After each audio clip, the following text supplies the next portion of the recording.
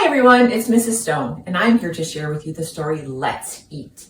It's about an extended family who eats together every day. But throughout our story, every day one person is missing till they're all back together at the end of the story. If you listen really closely, you're going to hear me say a bunch of Spanish words in our story. So when you hear me say a Spanish word, jump out of your seat and yell, "Olé!" Now, before we get to the story, I have 4 questions I'm going to ask, and I want you to share your answers with someone around you. Question number 1, when is it a good time for families to eat together? Question number 2, why is it important to exercise and eat healthy foods? Question number 3, what do you like to do for exercise? And question number 4, how many minutes should kids your age be active throughout each day? All right, you ready to hear the story? Here we go. Let's Eat, written by Ana Zamorano, illustrated by Julie Vivas.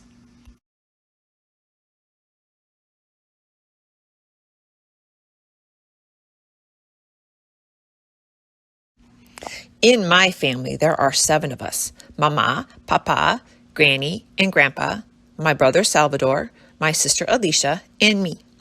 I am the smallest, and Mama is the biggest. She is going to have a baby any day now. Every day at 2 o'clock, our family eats together in the kitchen, sitting at the big wooden table that Papa made. When we are all at the table, Mama is happy. Papa is listening to all of us talk at once. Granny is telling us about the giant tomato growing in the garden. Grandpa is remembering when he was a young boy. Salvador is wriggling off his chair to hide under the table between our feet. And Alicia is asking 1,000 questions. I think she is going to be the wisest person in the village. This Monday, Mama calls from the kitchen. Antonio, go and tell your father to come and eat. We are having chickpea soup. I find Papa working in the carpentry shop. He says to me, I can't come home to eat. I have too much work to do. So we have to eat without my father. Ay, que pena. What a pity, sighs Mama. On Tuesday, Mama calls from the kitchen. Antonio, go and tell your sister to come and eat. Today we are having empanadas. I find Alicia with her friends Ana Belén and Cristina. They are learning to dance the sevillanas. Christina's mother is clapping to keep the rhythm. Alicia says, I can't come home now. I went to practice dancing because the summer fiesta is starting next week. So we have to eat without my sister. Ay, que pena, sighs Mama. On Wednesday, Mama calls from the kitchen. Antonio, go and tell your brother to come and eat. We are having sardinas. I find Salvador playing hide and seek in the ruins of the castle with his friends Luis and Manuel. They are crawling between the fallen old stone blocks. Shh, tell Mama I can't come now. I found the best hiding place in the world, whispers Salvador. So we have to eat without my brother. Ay, que pena, sighs Mama. On Thursday, Mama calls from the kitchen. Antonio, go and tell Granny to come and eat. We are having gazpacho. I find Granny busy in our garden. She says, my dear little Antonio, I can't come to the table right now. I'm busy picking the tomatoes. So we have to eat without my Granny. Ay, que pena, sighs Mama. On Friday, Mama calls from the kitchen. Antonio, go and tell your grandpa to come and eat. We are having roast pollo. I find Grandpa with his friends in the cafeteria. He says, little Antonio, I can't come with you right now.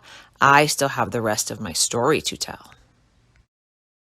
So we have to eat without my grandpa. Ay, que pena, sighs Mama.